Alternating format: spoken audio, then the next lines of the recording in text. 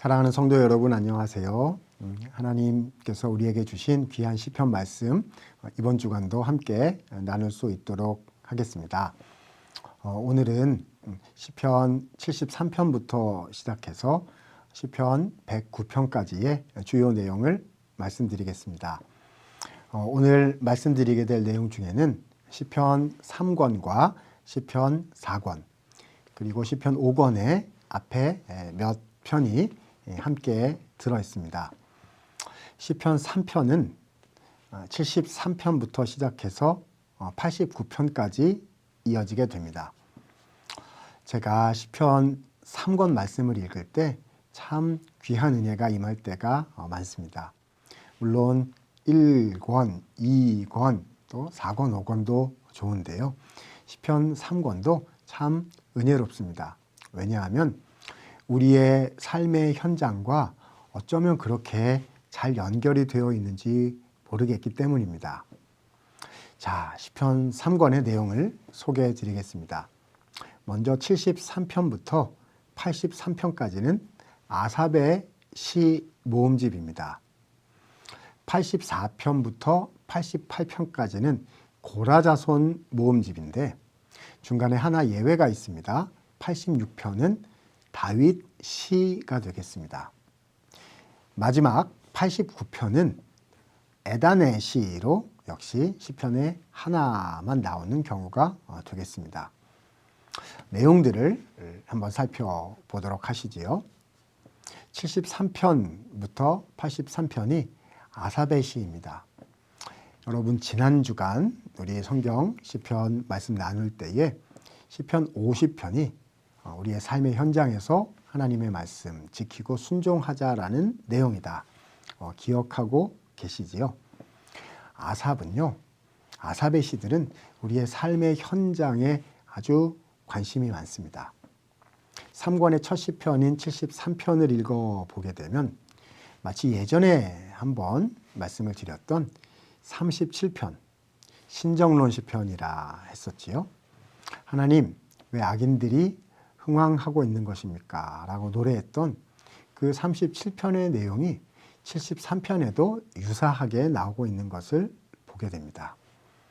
하나님, 언제 주님의 통치와 심판이 임하는 것입니까? 라고 주님 앞에 고백하고 기도했을 때 시편 기자는 하나님의 성소에 들어갈 때 답을 얻었다라고 말하고 있습니다. 어떤 답을 얻었을까요?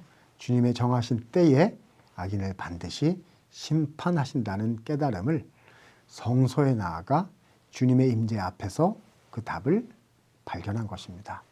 이렇게 삶과 씨름하는 내용들이 이 시편 제3권에 많이 등장하고 있는 것을 알 수 있습니다.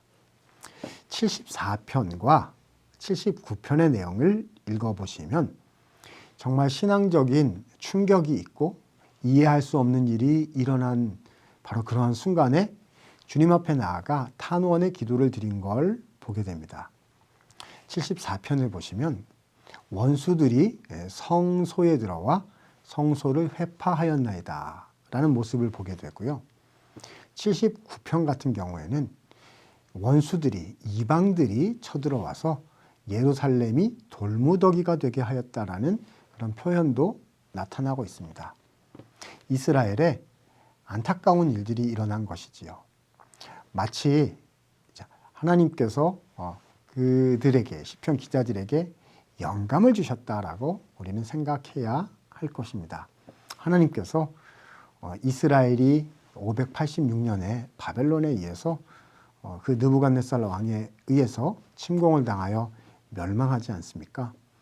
하나님께서 아삽을 통해서 그런 일들이 일어날 것을 영감을 주셔서 미리 보게 하셨고 미리 성령의 감동으로 이런 시들을 지어 놓았다는 것을 우리는 말씀을 통해서 알게 됩니다. 그럴 때 우리는 어떻게 해야 되는 것일까요? 하나님 앞에 간절히 간구하면서 주님 도와주십시오. 하나님 우리를 건져주십시오. 라고 하나님께 기도해야 하겠지요. 시편 80편에 보면 우리는 주님께서 심어주신 포도나무입니다. 라는 비유가 나옵니다. 애굽에서 출애굽시켜 주셨고 가나안 땅에 우리를 비유로 포도나무로 심어주셨는데 하나님 우리가 지금 고난을 당하고 있습니다. 우리를 기억해 주시고 다시 열매 맺는 삶을 살아가도록 우리를 건져 주십시오라고 주님 앞에 탄원하며 기도하는 내용인 것을 알 수 있지요. 자, 이렇게 공동체로 주님 앞에 나아가서 공동체를 위해서 기도하는 많은 시들이 시편 3권에 담겨져 있습니다. 84편부터 88편까지는 86을 제외해야지요. 자, 그 내용을 고라자손 모음집이라고 부르게 됩니다. 만군의 여호와여 주의 장막이 어찌 그리 아름다운지요. 84편의 고백입니다. 하나님이 계신 곳을 사모하며 주님 앞에 노래하는 고라자손의 시들을 다시 발견할 수 있습니다.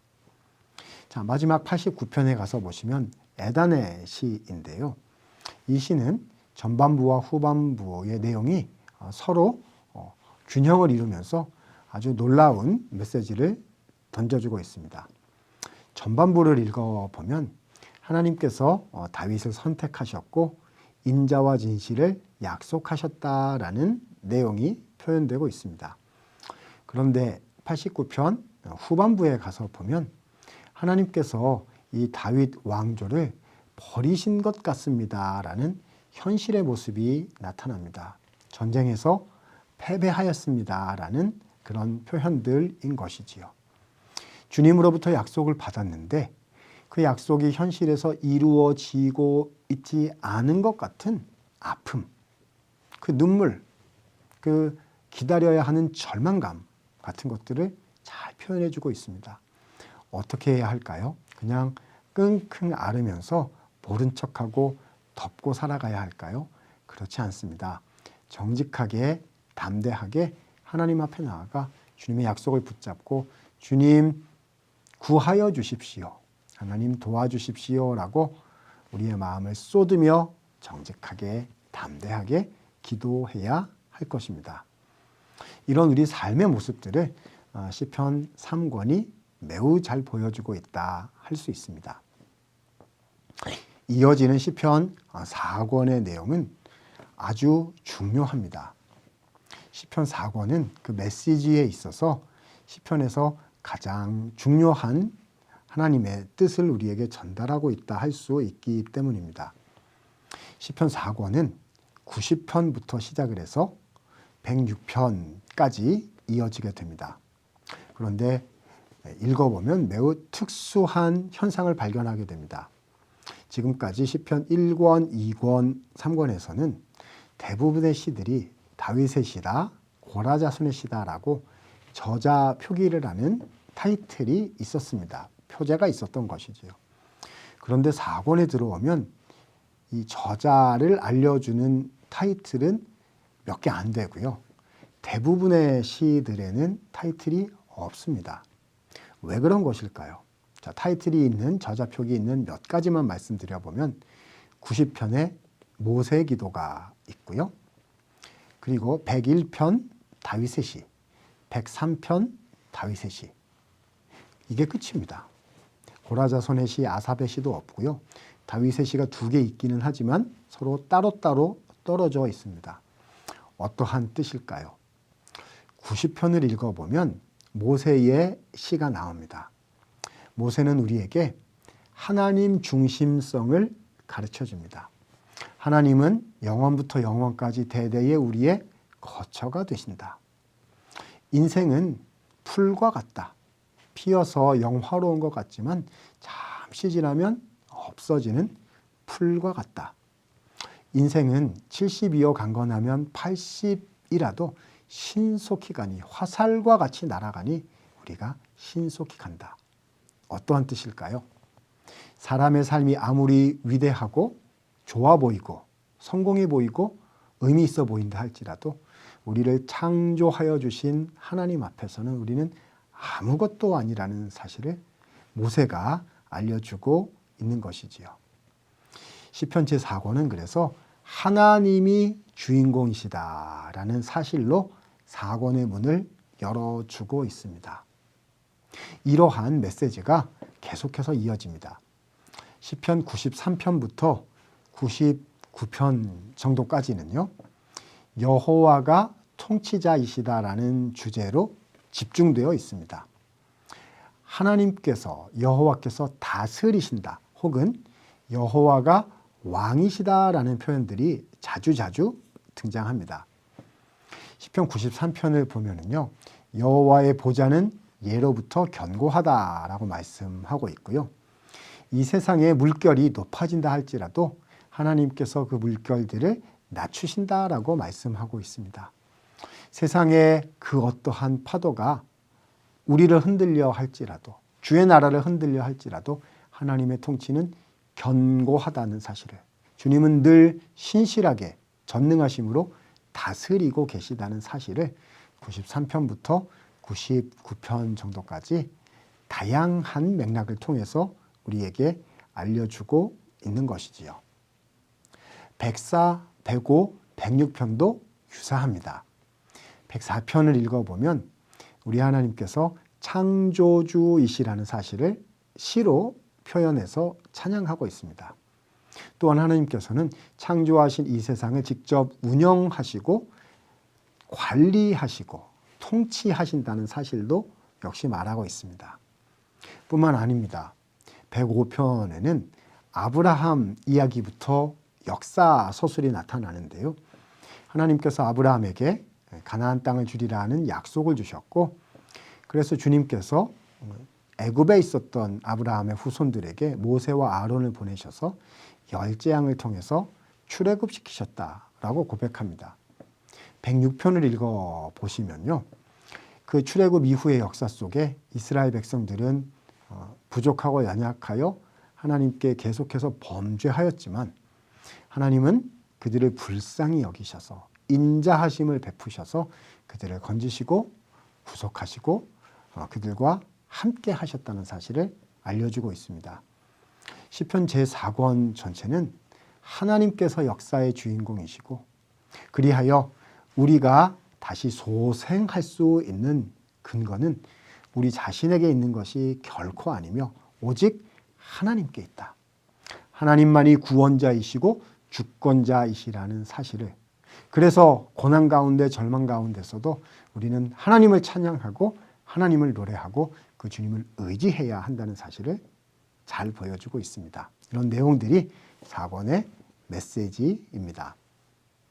이어지는 107, 108, 109편은 시편 제5권의 가장 앞에 있는 시편들입니다. 107편부터 105편까지가 시편 5권이고요. 시편 107편은 그 5권을 열어주는 첫 번째 시입니다. 내용을 읽어보면 선하시고 인자하신 하나님을 찬양하라는 것입니다. 하나님께서 백성들을 구속하셨고 미련한 자들을 건져주셨고 또 항해하는 자들이라고 표현되어 있는데요. 일상의 삶을 살아가는 자들, 주님께 부르짖을 때 건져주신다라는 하나님의 은혜를 말씀합니다. 108편부터 110편까지가 다윗의 시 모음집입니다. 그중 이번 주 통독하시는 말씀이 108편, 109편까지입니다. 108편은 하나님께서 우리와 함께 하시기 때문에 주의 인자하심이 하늘에 온 땅에 가득하며, 그래서 그 주님께서 하나님의 전능하심으로 열방들을 물리치시고 다스리신다 말씀하십니다. 109편은 저주의 내용이 나타나는 저주시인데요.